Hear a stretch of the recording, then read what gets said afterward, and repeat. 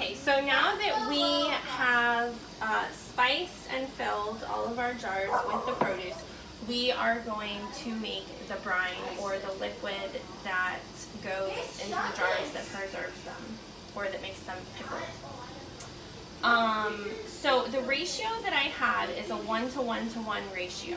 So you're going to use 1 cup of vinegar, 1 cup of water, and 1 tablespoon of pickling salt. So if you have 16 jars, you're going to divide that by 2, which is 8. So you would use 8 cups of vinegar, 8 cups of water, and 8 tablespoons of pickling salt. In this case, we have used jars that are 1.5 pints. So we have to account for that. And then, of course, at the end, we didn't have enough pickles to quite fill, so we have 1 little pint jar. So altogether, this is going to be 5.5 pints. Luckily, we have some brine left over from the pickles that we did earlier, so that's going to count for the extra half. So we're going to do the ratio based on 5 jars. So we have 5 jars, we're going to divide that in half, so that's 2.5. So we're going to use 2.5 cups of vinegar, 2.5 cups of water, and 2.5 tablespoons of pickling salt. So, let me get my half cup. Okay. So, for the pickling, I use apple cider vinegar. So we're going to come over here to the first non-reactive pot that I showed you, and we're going to do 2.5 cups.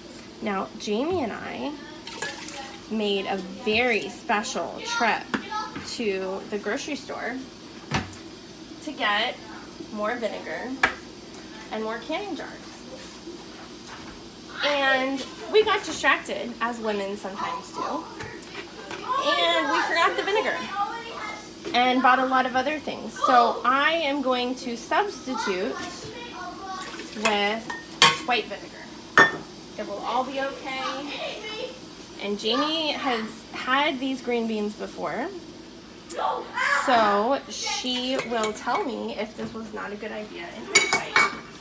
And it's okay, because canning, much like cooking,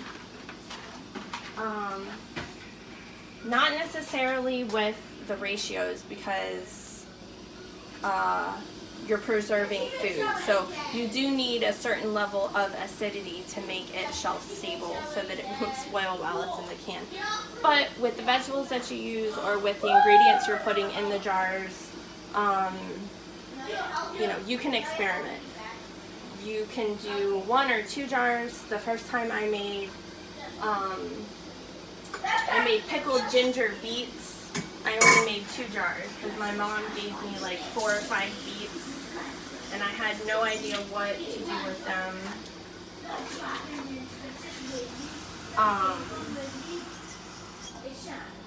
You know, and if it doesn't work out and you don't like it, you don't make it again. I've made all kinds of things that I don't really care for. One time I made jalapeno pickled pineapple, which sounds really great, but in a vinegar bath, not so much.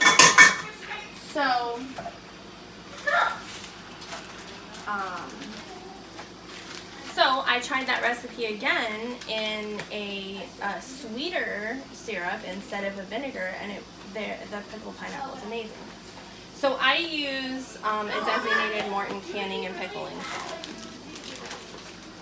And this is already a half of a tablespoon, so I don't have to get another measure. So one.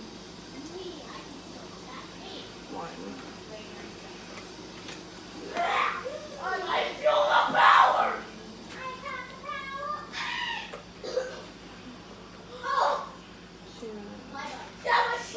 You're just good. 2.5. And then we are going to bring that to a boil. So really the most important thing is that the salt or sugar or whatever you're putting in your brine melts, disintegrates, fully incorporates into the brine. If that happens before it actually boils, then that's fine. It's just, you would think that by the time something is boiling, all of the salt or sugar would be dissolved. Alright. We're going to set that on there. Our water. As I said, it wouldn't take very long, and I actually had to add some water to this pot because we had done a round of pickling before, and just from natural evaporation it had lost some water. So yes, we are at a nice boil, and we're just going to keep that boiling because we are very close to canning.